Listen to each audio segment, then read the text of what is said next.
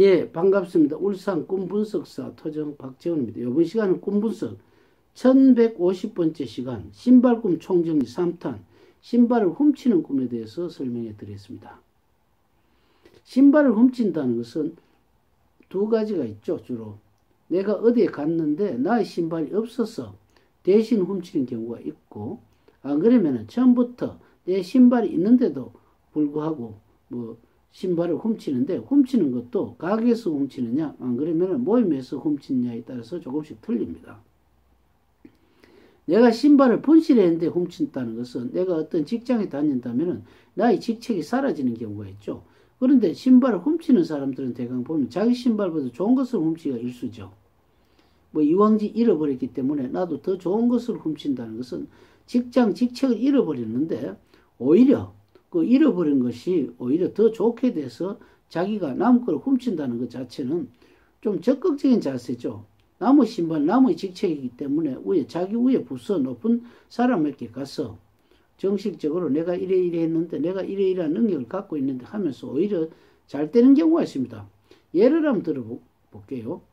옛날에 현대중공업 조선소가 한참 성행을 하고 있을 때 나중에 그 옥포 대우조선이라든지 이렇게 삼성중공업 이렇게 조선이 연달아 생겼죠. 연달아 생겼을 때 인재가 없기 때문에 주로 현대중공업에서 많이 자기들이 픽업을 많이 해 갔습니다. 현대중공업 일반 사원은 대리를 주고 대리는 과장을 주고 과장은 부장을 주고 이런 경우에 많이 불려갔죠.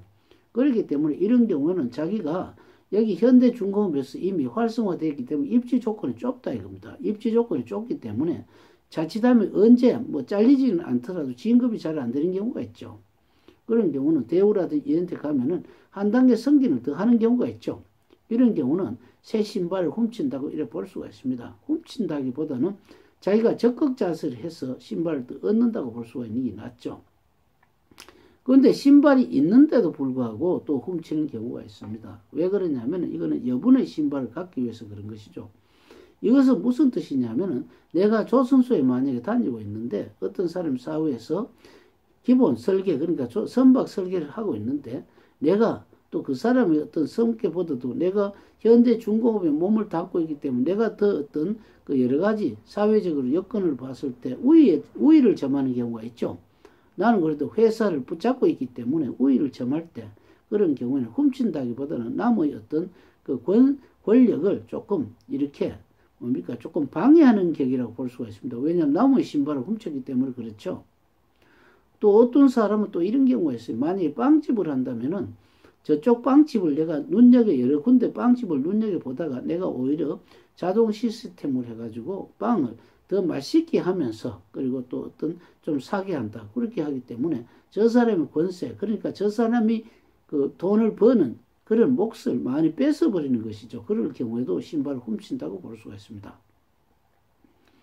그런데 신발을 어떻게 훔치는 일반 사람은 도둑이라고 보고 있지만 이것은 뭡니까? 좀 눈치 빠른 사람이 있죠. 눈치 빠르고 어떤 면에서 정보에 밝은 사람이라고 볼 수가 있습니다. 그래서 어떤 사람이 무슨 특허 같은 것도 있지만 다른 사람이 실컷 특허를 만들어서 출연하기도 전에 자신이 그거를 눈치를 채고 먼저 그 특허를 내버리는 경우가 있죠. 약사 빠른 사람이 있죠. 그런 경우는 요즘은 중국이라든지 그런 경우가 많다고 합니다. 그렇기 때문에 항상 신발을 훔친다는 것은 자신이 있는 신발을 훔친다는 것은 여유를 가지고 있는 것이고, 없는 신발을 훔쳤다는 것은 자신이 그 직장이라든지 잘릴 것을 대비해서 오히려 더 좋은, 그러니까 좋다기보다는 더 대우조선 같으면 아까 현대중공업의 대우조선 가듯이 내보다 입지 조건이 못한 곳에 가서 오히려 내가 못한 입지를 오히려 더 크게 발복을 시키는 그런 경우로 볼 수 있습니다. 다음 시간에 신발을 줍는 꿈에 대해서 설명해 드리겠습니다. 감사합니다.